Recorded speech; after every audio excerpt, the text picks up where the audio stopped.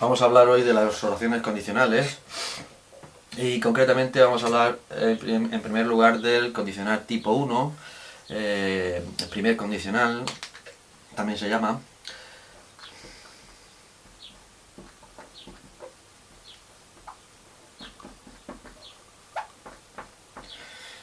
Condicionales tipo 1. Bien, este tipo de condicionales es el más sencillo para los españoles y vamos a ver la estructura. La estructura es la siguiente. Tenemos el elemento if, que es el sí, no el sí de afirmar, sino el sí de una condición. Si tal cosa, tal otra. Entonces, tendremos siempre if con el present simple en una oración, ¿eh? Y luego tendremos otra oración que irá en futuro con will, y también podríamos tener otro present simple.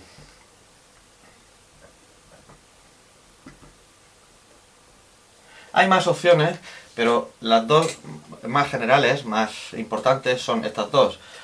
Presente simple, present simple, futuro, future con will, y present simple. Present simple, futuro, present simple, present simple. Bien. Igual que en español ocurre eso. También tenemos que podría ser present simple y un imperativo, o present simple y un verbo modal. Es decir, cualquier combinación que se os ocurra en español puede ocurrir en inglés también. No hay ningún problema, coinciden siempre. Entonces, vamos a ver un ejemplo. If you study hard, ponemos una coma.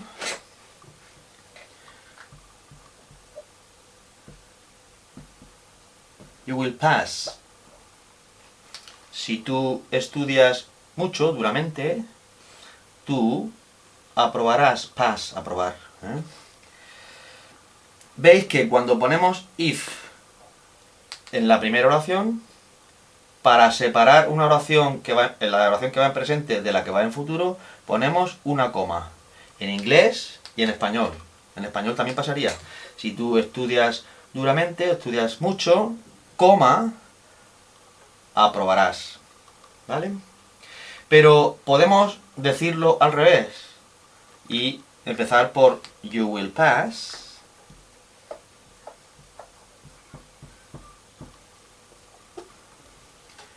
If you study hard. Y esto ocurre en inglés y en español. Vemos la primera opción. If you study hard, coma, you will pass. You will pass. Si tú estudias mucho, tú aprobarás. Pero podemos decirlo al revés. You will pass if you study hard. Tú aprobarás si tú estudias mucho. La diferencia, fundamentalmente, el significado es el mismo, el orden está cambiado, pero ortográficamente, cuando empezamos por if, ponemos coma para separar las dos oraciones, y cuando no empezamos por if, es decir, cuando empezamos por esta, no ponemos coma, tanto en inglés como en español. Esa es una diferencia de ortografía, digamos. Bien, aquí tenemos presente, futuro, presente simple, present simple, futuro con will. Y aquí tendríamos al revés, futuro con will, presente simple, present simple. Bien, vamos a ver una oración en la que sea presente y presente. Por ejemplo, estos suelen ser verdades universales, digamos, verdades que se dan siempre. Siempre que ocurre una cosa, siempre que se queda una condición, pues ocurre otra. Por ejemplo, if you run a lot, si tú corres mucho, you get tired. Tú te pones cansado, te cansas. Si corres mucho, tú te cansas. Present simple, present simple. Que se da siempre, es decir, siempre que uno corre mucho, se cansa. Por tanto, siempre que pasa eso, ponemos presente, presente, cuando es una verdad que siempre ocurre. En la anterior, tú puedes, si tú estudias mucho, tú aprobarás. Pues a veces estudias mucho y no apruebas. Entonces no siempre se da esa condición, no siempre se da, con esta condición no siempre se da ese resultado.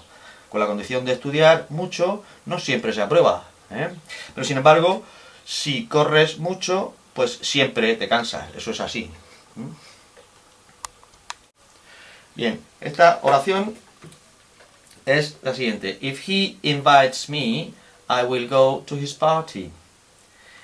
He puesto a propósito él para que recordéis que en el present simple añadimos s o es si es tercera persona del singular, él, ella o ello. Por tanto, hay que recordar que en este primer tipo, el tipo 1, tenemos que saber muy bien, repasar muy bien estos dos tiempos, el present simple y el simple future, o futuro con will. Hay que saberlos muy bien.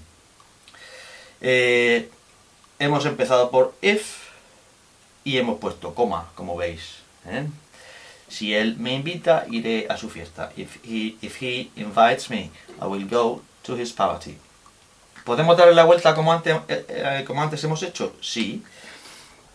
I will go to his party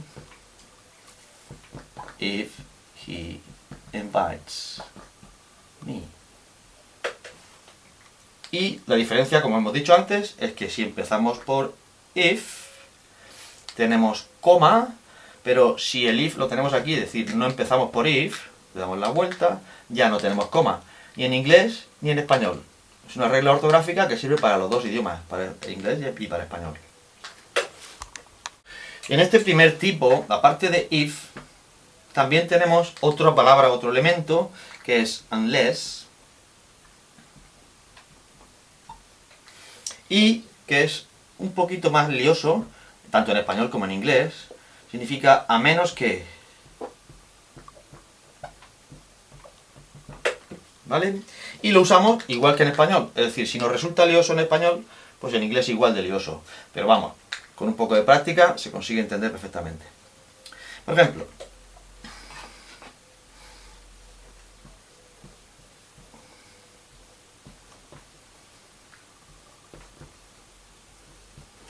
unless you study. Aquí ponemos en negativa, you won't pass, para que tenga sentido. A menos que tú estudies, tú no aprobarás. Es decir, tú no aprobarás a menos que estudies. Le podemos dar la vuelta, que es lo que vamos a hacer. You won't pass unless you study. No aprobarás a menos que tú estudies. Y se cumple la misma regla ortográfica. Si empezamos por unless, ponemos coma, y si no empezamos por unless, es decir, ponemos el unless en la segunda oración, no ponemos coma. Bien, vamos a ver varios ejemplos, repasando lo que hemos dicho anteriormente. La primera sería, if I save enough money, I will buy a car. Si yo ahorro suficiente dinero, compraré. ¿Veis que hemos puesto will contraído? I will buy a car. Compraré un coche. Y como empezamos por if, ponemos la coma. ¿De acuerdo? Bien. If she doesn't. ¿Daos cuenta que hemos puesto una negativa con el present simple? Hay que recordar cómo se hacía la negativa en el present simple. Doesn't, más verbo normal. If she doesn't study, she won't pass. Si ella no estudia, ella no, will not, won't, aprobará. Y como empezamos por if, hemos puesto coma. I won't go to her party unless she invites me. Yo no iré a su fiesta a menos que ella me invite. Y como es ella, hemos puesto S en el verbo invitar, invite. We'll go to the beach unless it rains. We will go to the beach. Iremos a la playa. Unless, a menos que it rains. Ello, es decir, llueva. Sabéis que decir el verbo llover lleva it. Y lo hemos puesto en tercera persona en singular, hemos añadido S. También podemos hacer preguntas, lógicamente. Will you go to England if you have money? ¿Irás a Inglaterra si tienes dinero? También podemos hacer preguntas con los pronombres interrogativos. ¿Qué? ¿Dónde? ¿Por qué? Etcétera. En este caso hemos elegido ¿qué? What. Y hemos hecho la siguiente oración. What will you do if you pass your driving test? ¿Qué harás si tú apruebas tu examen de conducir? ¿Te comprarás un coche o te esperarás o qué harás? Por último, tenemos una verdad universal, digamos, que es presente. If you don't feed your pets, they die. Esto siempre ocurre. Si tú no alimentas a tus mascotas, ellas se mueren. Podríamos haber puesto aquí they will die. They will die. Sí, perfectamente. Podemos elegir, en la mayoría de los casos, podemos elegir entre presente sin el will o presente futuro, que es la más normal, digamos. Bueno, espero que haya sido de utilidad y hasta la próxima.